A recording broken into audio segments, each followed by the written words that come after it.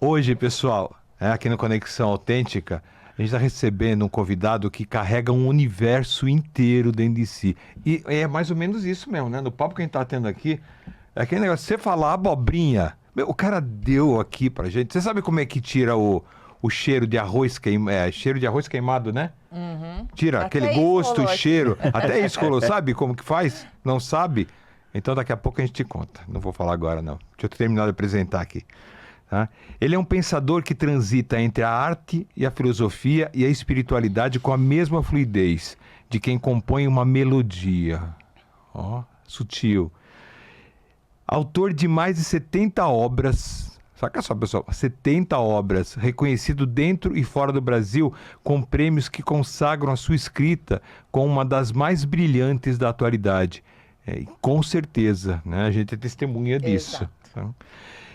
Ele é um estudioso que mergulhou fundo no direito, na filosofia, na teologia e na alma humana. Não é brincadeira, gente. Tô falando, é só mega especial aqui. Com títulos que vão de mestre a PhD.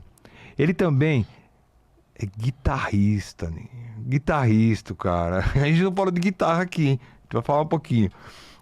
Compositor, palestrante e um verdadeiro alquimista das palavras e ideias. Então, hoje a gente vai explorar aqui a mente por trás de histórias, reflexões e provocações que inspiram milhares de leitores. Porque a gente está aqui, para uma conversa realmente intensa, profunda e transformadora. E é com grande alegria, grande honra que a gente recebe aqui hoje no Conexão Autêntica, o escritor, palestrante, guitarrista, grande Rafael Zimuchi. É isso? Zimichute. Tá só lembrar de Michute. Rafael Zimichute. Bem-vindo, Rafa. Obrigado. É um prazer estar aqui com vocês, revê-los, né? Já não é a nossa primeira experiência, mas é um prazerzaço, assim, estar com vocês. Pra gente você nem imagina. Entendeu? Você nem imagina, porque esse episódio aqui vai ser fantástico, com certeza. E é muito legal falar de guitarrista, porque esse ano eu realizei o meu sonho de gravar o meu CD, né? Então, Tem isso também? Eu tenho isso também. Então, assim, eu sempre tive uma banda, assim, que chama Shoinix.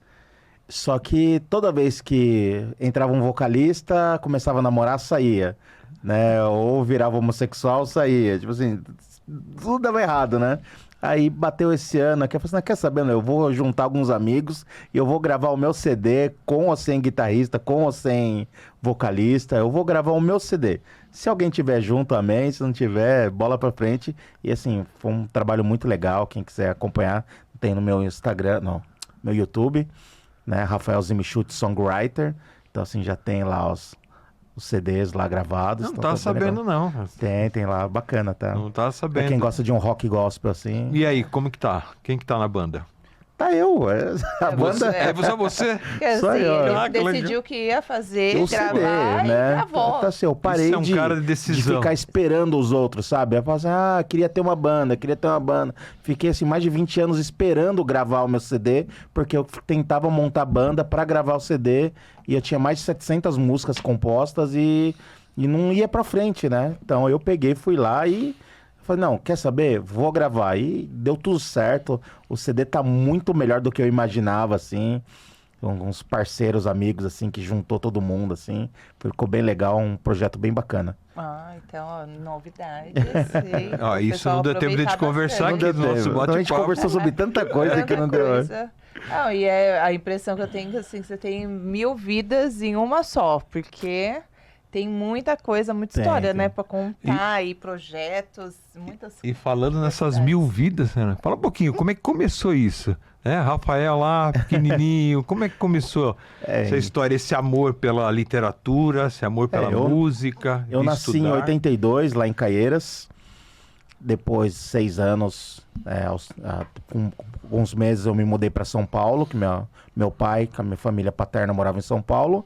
Fiquei até os 6 anos de idade aqui, depois que foi onde foi o grande boom da minha vida, foi ter se mudado para Campo Limpo Paulista, que é a região já início de interior, né? Perto de Jundiaí, Sim.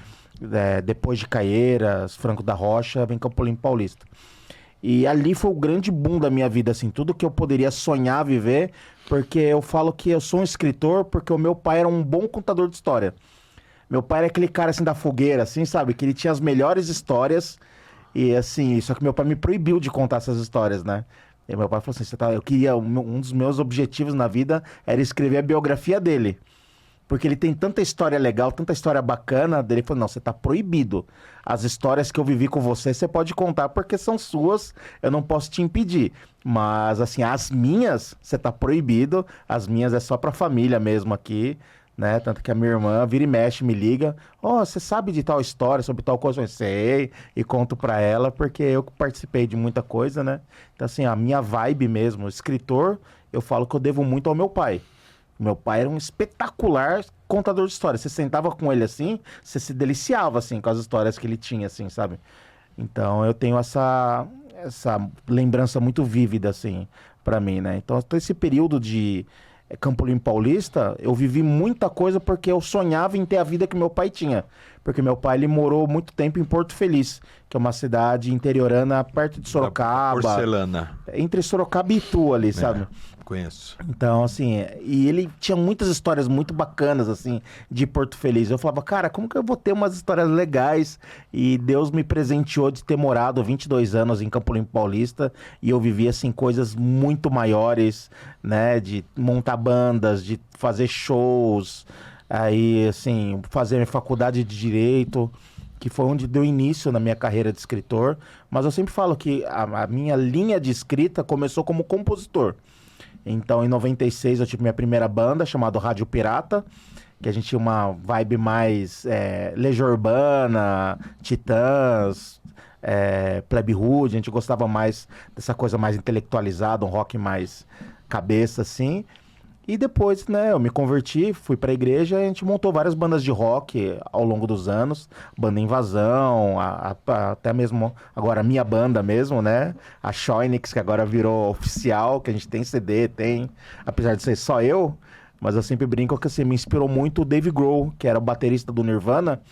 E quando o vocalista do Nirvana faleceu, ele montou uma banda que era só ele. Ele fez bateria, ele fez vocal, ele fez guitarra, ele fez contrabaixo, ele fez tudo. E depois, com o tempo, o pessoal foi chegando e hoje é o Foo Fighters que a gente conhece. Mas ele começou sozinho, né? Então eu falei assim, quer saber, meu? Se ele começou sozinho, eu também vou começar sozinho. E montei lá, se ele conseguiu, qualquer um consegue. Então eu não tive medo nem vergonha de realizar o meu sonho. E esse foi um sonho mesmo, sabe? De você ficar tanto desde 96 compondo, sabe? Compulsivamente. E de repente você vê assim o seu trabalho, assim, sabe? Gravado, com uma voz bonita, com um solo de guitarra. Cara, tá lindo, assim. O projeto tá muito bacana. Eu acredito, cara. Eu acredito. Porque tudo que você faz, meu, você realmente é o cara que gosta da perfeição. Você é muito perfeccionista? Não, eu sou super... Existe uma teoria na administração que é o 80-20. Eu sou adepto dessa teoria, né? Que eles falam que 80% dos projetos são 20% das pessoas que realizam, sabe? Então eu sou muito dessa vibe, sabe? De querer mesmo realizar as coisas. Só que eu sigo em frente, eu não fico parando. Se eu fosse perfeccionista, até vou dar um exemplo aqui, que uma vez me convidaram para participar de um projeto e escrever livro em conjunto, sabe? Então, com outras pessoas. Coautoria. Uma coautoria, né? Então, assim, a gente sentava os três, o primeiro capítulo vai falar sobre isso, e quem gosta de literatura sabe como que funciona para você escrever um livro. Você escreve o livro várias vezes, então você precisa fazer a primeira escrita, que é o que vai ditar o ritmo, né? Mas ela não é perfeita, muito pelo contrário, a primeira escrita é muito ruim. Aí depois vai ser a segunda escrita que você vai aumentar, dar corpo na história. Terceira escrita, você vai colocar umas palavras mais rebuscadas, tal. Mas assim, quando o livro começa a ficar com a cara do livro, na quinta, sexta escrita.